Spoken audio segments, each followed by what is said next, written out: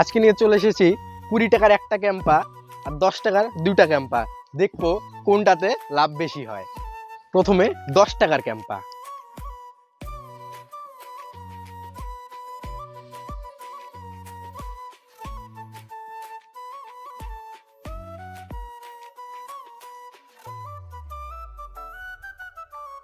তা 10 টাকার 2 বোতল ক্যাম্পায় হয়েছে 1 গ্লাস, 2 গ্লাস আর 1 গ্লাসের হাফ হয়নি, হাফের একটু কম হয়েছে।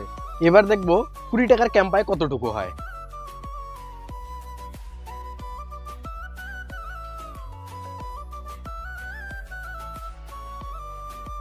তা দুটা 10 টাকার ক্যাম্পায় হয়েছিল দুটো গ্লাস এবং একটা গ্লাসের হাফের একটু কম।